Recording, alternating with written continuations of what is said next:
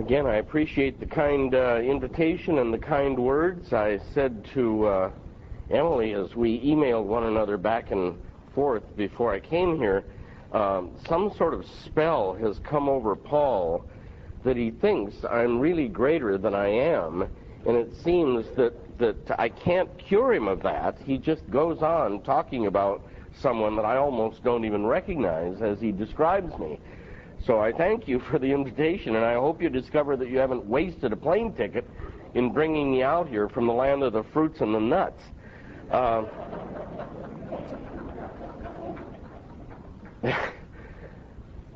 There was an article a while back. What I'm going to do here is not original. It is parasitic on some work by Helmut Thielicke years and years ago. Helmut Thielicke was probably the best preacher of the gospel we had in Western Germany before the Germanys were reunited. And we didn't have a lot of them, but Thielicke was one of them. One of the books he wrote was called The Waiting Father. And I think it speaks a lot to the situation in which we find ourselves today. I was speaking with someone earlier and saying the obvious to him, it isn't as if children arrive with instructions taped to them as to how you father them. Most of us fall back on what was done with us, and sometimes that wasn't the best in the world, but we aren't quite sure, and there aren't any frameworks in America to sort of help us with it. And I think that's one of the things that is just killing us. I was glad to see that there was one gentleman back in D.C., I think, that started a thing called the Father Initiative, and the first thing about it was, we are not the other side of feminism, and I thought that was a very wise move. They were just going to try to recognize fathers in a way that you don't see today.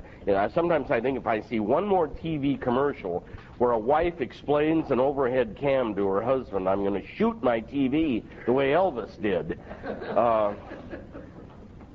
Where we're sort of sperm providers and monthly check providers, and other than that, we are beneath despicable, and it's having an effect on our children.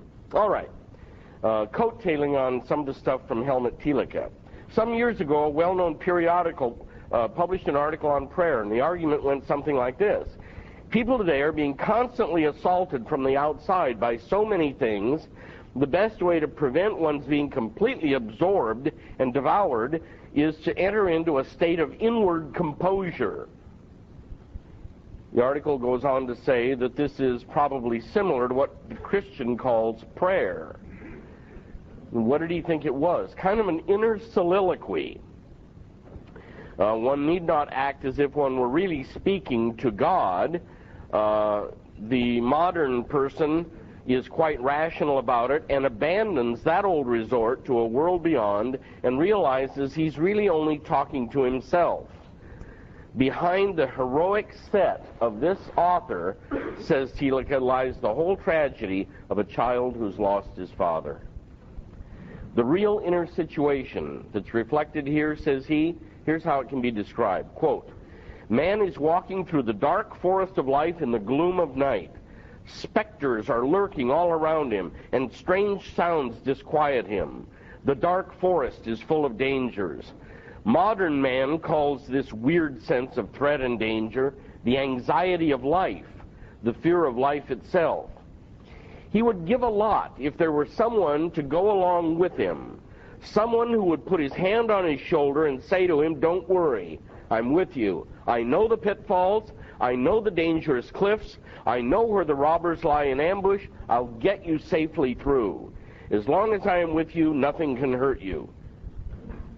We would give a lot if this were so. But the man in the article knows, or thinks he knows, that this someone does not exist at all, and that he actually is alone in the dark forest of his life. So he begins to talk to himself as children do when they have to go down the dark cellar stairs alone, comforting themselves with the sound of their own voices. But nobody is there. He is dreadfully alone. A fairly common description of how things are.